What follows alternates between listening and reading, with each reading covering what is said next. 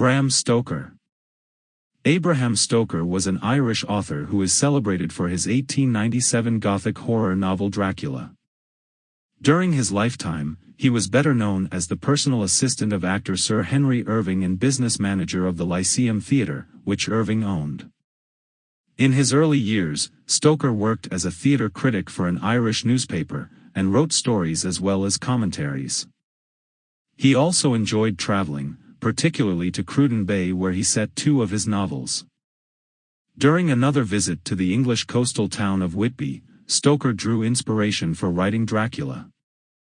He died on April 20, 1912 due to locomotor ataxia and was cremated in North London. Since his death, his magnum opus Dracula has become one of the most well-known works in English literature, and the novel has been adapted for numerous films, short stories, and plays. The classic vampire story by Bram Stoker revolves around a struggle between good and evil, tradition and modernity, and lust versus chastity. The author didn't invent vampires, but his novel has so captured the public's imagination that he is rightly considered their popularizer. Listen and you will meet not only the Count himself, but heroes Jonathan Harker and Abraham Van Helsing, plus an array of madmen, psychiatrists, and fair maidens who cross paths with the fanged menace. Dracula by Bram Stoker. Chapter 19. Jonathan Harker's Journal. 1st of October, 5 a.m. I went with the party to the search with an easy mind, for I think I never saw Mina so absolutely strong and well. I'm so glad that she consented to hold back and let us men do the work. Somehow it was a dread to me that she was in this fearful business at all, but now that her work is done, and that it is due to her energy and brains and foresight that the whole story is put together in such a way that every point tells, she may well feel that her part is finished, and she can henceforth leave the rest to us. We were, I think, all a little upset by the scene with Mr. Renfield. When we came away from his room, we were silent till we got back to the study. Then Mr. Morris said to Dr. Seward, "Say, Jack, if that man wasn't attempting a bluff, he is about the sanest lunatic I ever saw.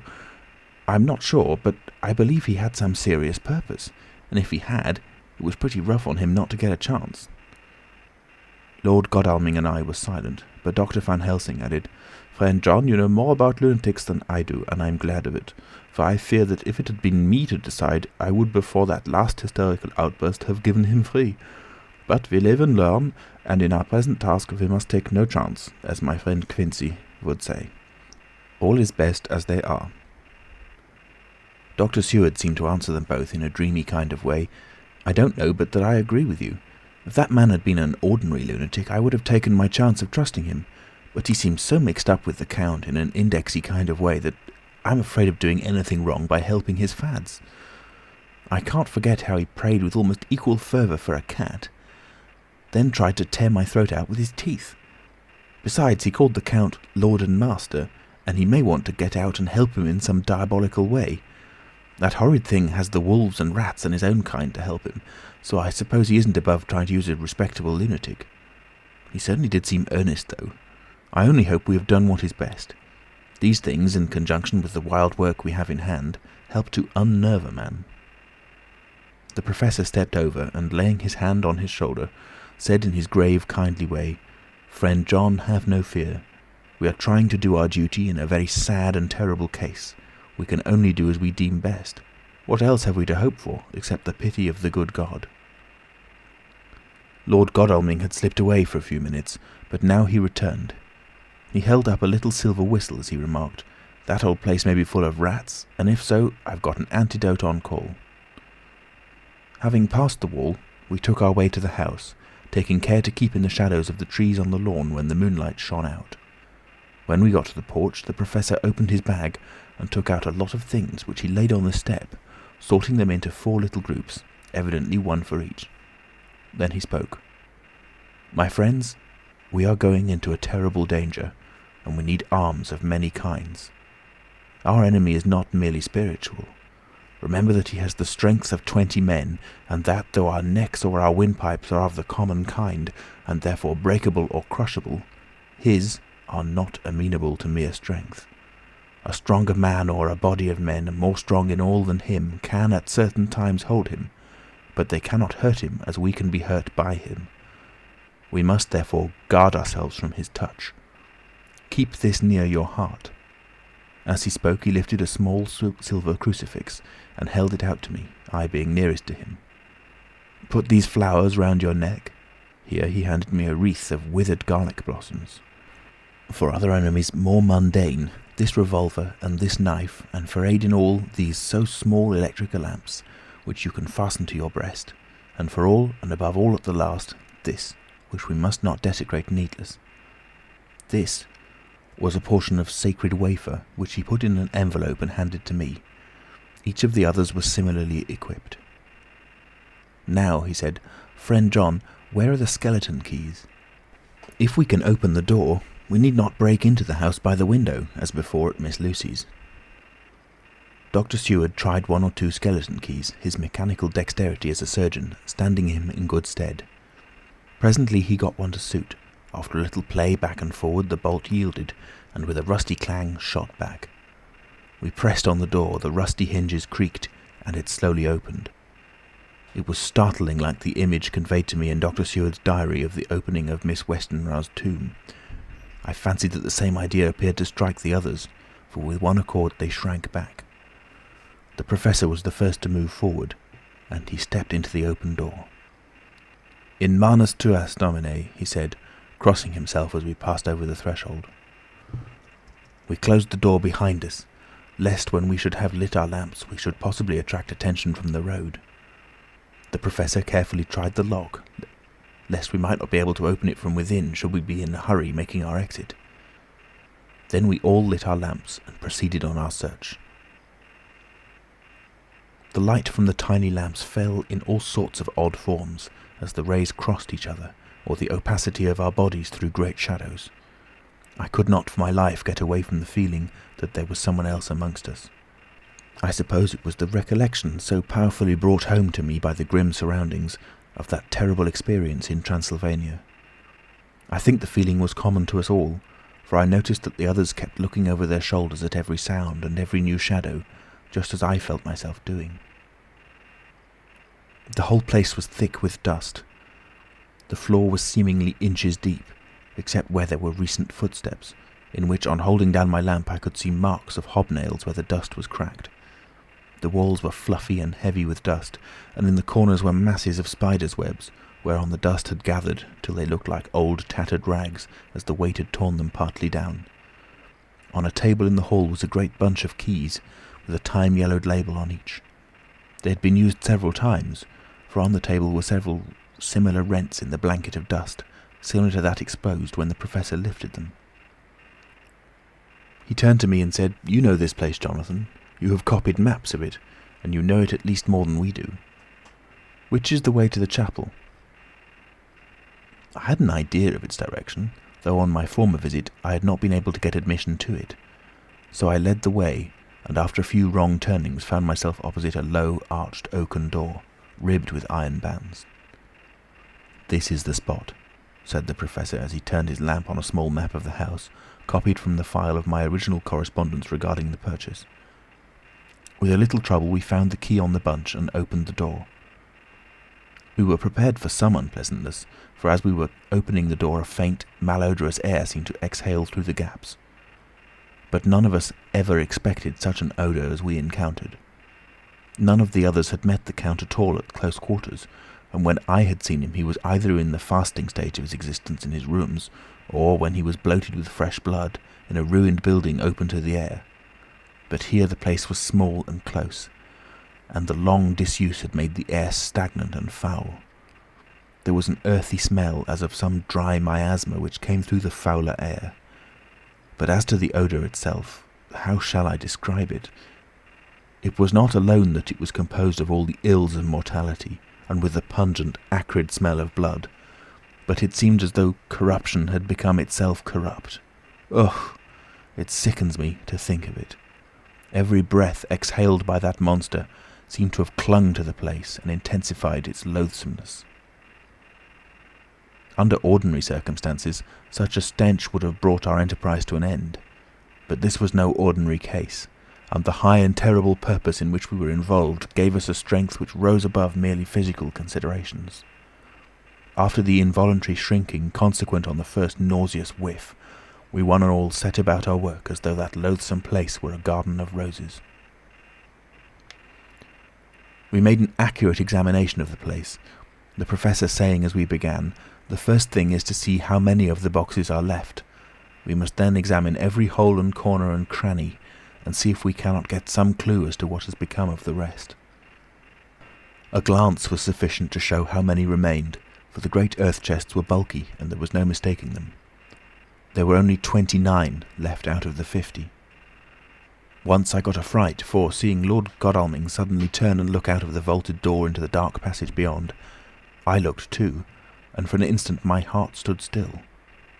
Somewhere, looking out from the shadow, I seemed to see the highlights of the Count's evil face, the ridge of the nose, the red eyes, the red lips, the awful pallor. It was only for a moment, for, as Lord Godalming said, I thought I saw a face, but it was only the shadows, and resumed his inquiry. I turned my lamp in the direction and stepped into the passage. There was no sign of anyone, and as there were no corners, no doors, no aperture of any kind, but only the solid walls of the passage, there could be no hiding place even for him. I took it that fear had helped imagination, and said nothing.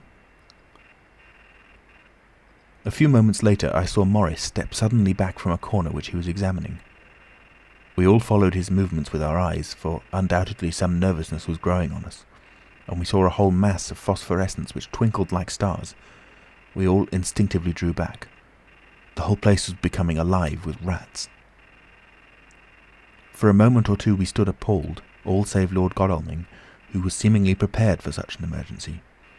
Rushing over to the great iron-bound oaken door which Dr. Seward had described from the outside, and which I had seen myself, he turned the key in the lock, drew the huge bolts, and swung the door open.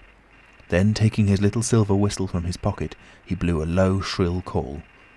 It was answered from behind Dr. Seward's house by the yelping of dogs, and after about a minute 3 terriers came dashing round the corner of the house.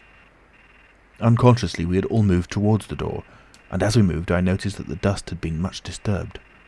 The boxes which had been taken out had been brought this way. But even in the minute that had elapsed the number of the rats had vastly increased. They seemed to swarm over the place all at once, till the lamplight, shining on their moving dark bodies and glittering baleful eyes, made the place look like a bank of earth set with fireflies. The dogs dashed on, but at the threshold suddenly stopped and snarled, and then, simultaneously lifting their noses, began to howl in most lugubrious fashion. The rats were multiplying in thousands, and we moved out. Lord Godalming lifted one of the dogs, and carrying him in, placed him on the floor. The instant his feet touched the ground, he seemed to recover his courage, and rushed at his natural enemies. They fled before him so fast that before he had shaken the life out of a score, the other dogs, who had by now been lifted in the same manner, had but small prey ere the whole mass had vanished.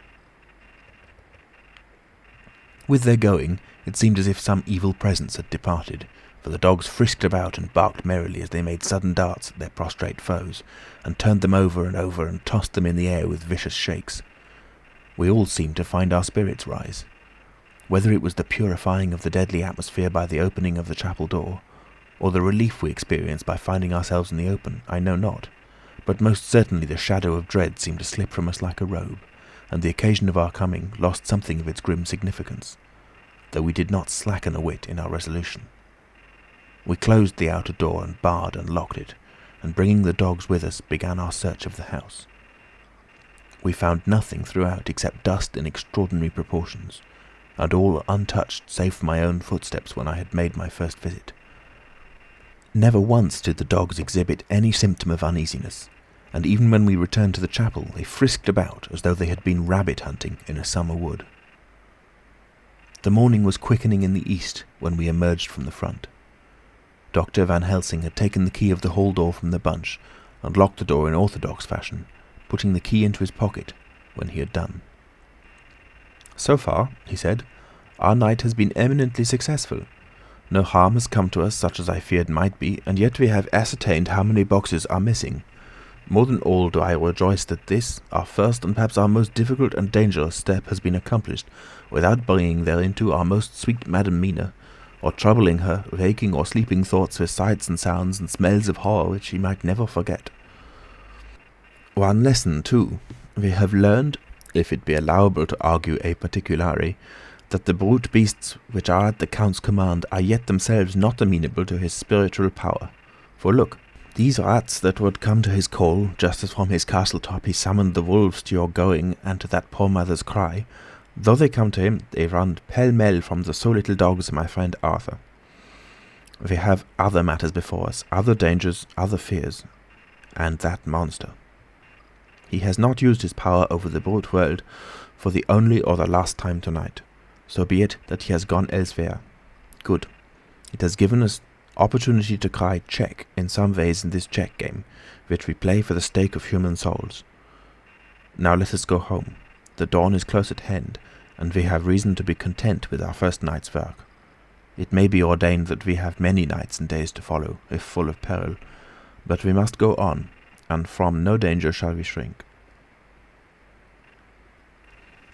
The house was silent when we got back, save for some poor creature who was screaming away in one of the distant wards, and a low moaning sound from Renfield's room. The poor wretch was doubtless torturing himself after the manner of the insane, with needless thoughts of pain. I came tiptoe into our own room, and found Mina asleep, breathing so softly that I had to put my ear down to hear it. She looks paler than usual. I hope the meeting tonight has not upset her. I am truly thankful that she is to be left out of our future work, and even of our deliberations. It is too great a strain for a woman to bear. I did not think so at first, but I know better now. Therefore I am glad that it is settled. There may be things which would frighten her to hear, and yet to conceal them from her might be worse than to tell her if once she suspected that there was any concealment. Henceforth our work is to be a sealed book to her, till at least such time as we can tell her that all is finished, and the earth free from a monster of the netherworld. I dare say it will be difficult to begin to keep silence after such confidence as ours, but I must be resolute, and tomorrow I shall keep dark over tonight's doings, and shall refuse to speak of anything that has happened. I rest on the sofa so as not to disturb her. 1st of October, later. I suppose it was natural that we should all have overslept ourselves, for the day was a busy one, and the night had no rest at all. Even Mina must have felt his exhaustion, for though I slept till the sun was high, I was awake before her, and had to call 2 or 3 times before she awoke. Indeed, she was so sound asleep that for a few seconds she did not recognize me, but looked at me with a sort of blank terror, as one looks who has been waked out of a bad dream. She complained a little of being tired, and I let her rest till later in the day. We now know of 21 boxes having been removed, and if it be that several were taken in any of these removals, we may be able to trace them all. Such will, of course, immensely simplify our labour, and the sooner the matter is attended to, the better. I shall look up Thomas Snelling today. Dr. Seward's diary. 1st of October. It was towards noon when I was awakened by the Professor walking into my room. He was more jolly and cheerful than usual, and it is quite evident that last night's work has helped take some of the brooding weight off his mind. After going over the adventure of the night, he suddenly said, "Your patient interests me much. May it be that with you I visit him this morning? Or if that you are too occupied, I can go alone if it may be. It is a new experience to me to find a lunatic who talks philosophy and reasons so sound." I had some work to do which pressed, so I told him that if he would go alone, I would be glad, as then I should not have to keep him waiting. So I called an attendant and gave him the necessary instructions. Before the Professor left the room, I cautioned him against getting any false impression from my patient. "But," he answered, "I want to talk to him of himself and of his delusion as to consuming live things. He said to Madam Mina, as I see in your diary of yesterday, that he had once had such a belief." "Why do you smile, friend John?" "Excuse me," I said, "but the answer is here." I laid my hand on the typewritten matter. When our sane and learned lunatic made that very statement of how he used to consume life, his mouth was actually nauseous with the flies and spiders which he had eaten just before Mrs. Harker entered the room. Van Helsing smiled in turn. "Good," he said. "Your memory is true, friend John. I should have remembered. And yet it is this very obliquity of thought and memory which makes mental disease such a fascinating study. Perhaps I may gain more knowledge out of the folly of this madman than I shall from teaching of the most wise. Who knows?" I went on with my work, and before long was through that in hand. It seemed that the time had been very short indeed, but there was Van Helsing back in the study. "Do I interrupt?" he asked politely as he stood at the door. "Not at all," I answered. "Come in. My work is finished and I am free. I can go with you now if you like." "It is needless. I have seen him." "Well?" "I fear that he does not appraise me at much. Our interview was short. When I entered his room he was sitting on a stool in the centre with his elbows on his knees, and his face was the picture of sullen discontent. I spoke to him as cheerfully as I could, and with such a measure of respect as I could assume. He made no reply whatever. 'Don't you know me?' I asked. His answer was not reassuring. 'I know you well enough. You are the old fool Van Helsing. I wish you would take yourself and your idiotic brain theories somewhere else. Damn all thick-headed Dutchmen.'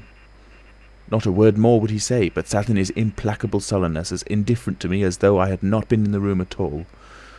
Thus departed for this time my chance of much learning from this so clever lunatic, so I shall go, if I may, and cheer myself with a few happy words with that sweet soul, Madam Mina. Friend John, it does rejoice me unspeakably that she is no more to be pained, no more to be worried with our terrible things. Though we shall much miss her help, it is better so." "I agree with you with all my heart," I answered earnestly, for I did not want him to weaken in this matter. "Mrs. Harker is better out of it. Things are quite bad enough for us, all men of the world, and who have been in many tight places in our time. But it is no place for a woman, and if she had remained in touch with the affair, it would in time infallibly have wrecked her. So Van Helsing has gone to confer with Mrs. Harker and Harker. Quincy and Art are all out following up the clues as to the earth boxes. I shall finish my round of work, and we shall meet tonight." Mina Harker's journal. 1st of October. It is strange to me to be kept in the dark as I am today, after Jonathan's full confidence for so many years, to see him manifestly avoid certain matters, and those are the most vital of all. This morning I slept late after the fatigues of yesterday, and though Jonathan was late too, he was the earlier. He spoke to me before he went out, never more sweetly or tenderly, but he never mentioned a word of what had happened in the visit to the Count's house.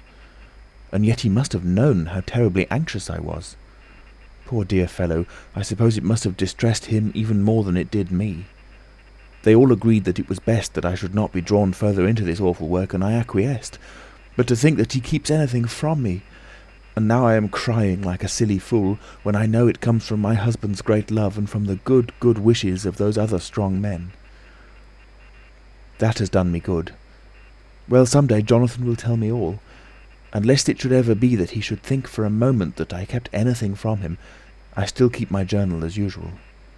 Then, if he is feared of my trust, I shall show it to him, with every thought of my heart put down for his dear eyes to read.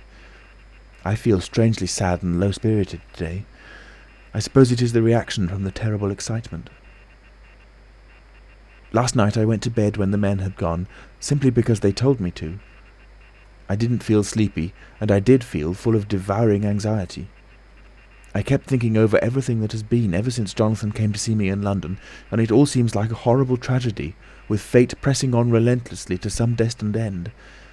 Everything that one does seems, no matter how right it may be, to bring on the very thing which is most to be deplored. If I hadn't gone to Whitby, perhaps poor dear Lucy would be with us now. She hadn't taken to visiting the churchyard till I came, and if she hadn't come there in the daytime with me, she wouldn't have walked in her sleep, and if she hadn't gone there at night and asleep, that monster wouldn't have destroyed her as he did. Oh, why did I ever go to Whitby? There now, crying again. I wonder what has come over me today. I must hide it from Jonathan, for if he knew that I had been crying twice in one morning, I, who never cried on my own account, and whom he has never caused to shed a tear, the dear fellow would fret his heart out. I shall put a bold face on, and if I do feel weepy, he shall never see it. I suppose it is just one of the lessons that we poor women have to learn. I can't quite remember how I fell asleep last night. I remember hearing the sudden barking of the dogs and a lot of queer sounds, like praying on a very tumultuous scale from Mr. Renfield's room, which is somewhere under this. And then there was silence over everything, silence so profound that it startled me, and I got up and looked out of the window.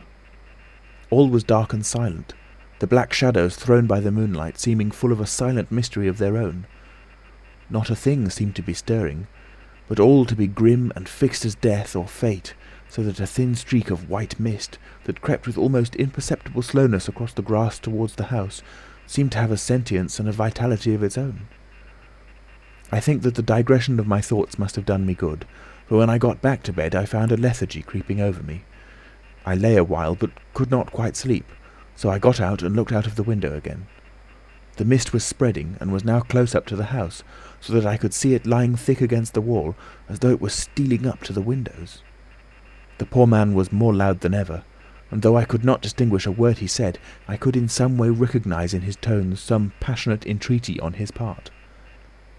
Then there was the sound of a struggle, and I knew that the attendants were dealing with him. I was so frightened that I crept into bed and pulled the clothes over my head, putting my fingers in my ears. I was not then a bit sleepy, at least so I thought, but I must have fallen asleep, for except dreams, I do not remember anything until the morning, when Jonathan woke me. I think that it took me an effort and a little time to realise where I was, and that it was Jonathan who was bending over me. My dream was very peculiar, and was almost typical of the way that waking thoughts become merged in or continued in dreams. I thought that I was asleep, and waiting for Jonathan to come back. I was very anxious about him, and I was powerless to act. My feet and my hands and my brain were weighted, so that nothing could proceed at the usual pace. And so I slept uneasily and thought. Then it began to dawn upon me that the air was heavy and dank and cold. I put back the clothes from my face, and found to my surprise that all was dim around. The gaslight, which I had left lit for Jonathan, but turned down, came only like a tiny red spark through the fog, which had evidently grown thicker and poured into the room. Then it occurred to me that I had shut the window before I had come to bed. I would have got out to make certain on the point, but some leaden lethargy seemed to chain my limbs and even my will. I lay still and endured, that was all. I closed my eyes, but could still see through my eyelids. It is wonderful what tricks our dreams play us, and how conveniently we can imagine. The mist grew thicker and thicker, and I could see now how it came in, for I could see it like smoke, or with the white energy of boiling water, pouring in, not through the window, but through the joinings of the door. It got thicker and thicker, till it seemed as if it became concentrated into a sort of pillar of cloud in the room, through the top of which I could see the light of the gas, shining like a red eye. Things began to whirl through my brain, just as the cloudy column was now whirling in the room, and through it all came the scriptural words, "A pillar of cloud by day and of fire by night." Was it indeed such spiritual guidance that was coming to me in my sleep? But the pillar was composed of both the day and the night guiding, for the fire was in the red eye, which at the thought got a new fascination for me, till, as I looked, the fire divided, and seemed to shine on me through the fog like two red eyes, such as Lucy told me of in her momentary mental wandering, when, on the cliff, the dying sunlight struck the windows of St. Mary's Church. Suddenly the horror burst upon me, that it was thus that Jonathan had seen those awful women growing into reality through the whirling mist in the moonlight, and in my dream I must have fainted, for all became black darkness. The last conscious effort which my imagination made was to show me a livid white face bending over me out of the mist. I must be careful of such dreams, for they would unseat one's reason if there were too much of them. I would get Dr. Van Helsing or Dr. Seward to prescribe something for me which would make me sleep, only that I fear to alarm them. Such a dream at the present time would become woven into their fears for me. Tonight I shall strive hard to sleep naturally. If I do not, I shall tomorrow night get them to give me a dose of chloral that cannot hurt me for once, and it will give me a good night's sleep. Last night tired me more than if I had not slept at all. 2nd of October, 10 p.m. Last night I slept but did not dream. I must have slept soundly, for I was not waked by Jonathan coming to bed, but the sleep has not refreshed me, for today I feel terribly weak and spiritless. I spent all yesterday trying to read, or lying down dozing. In the afternoon Mr. Renfield asked if he might see me. Poor man, he was very gentle, and when I came away he kissed my hand and bade God bless me. Some way it affected me much. I am crying when I think of him. This is a new weakness of which I must be careful.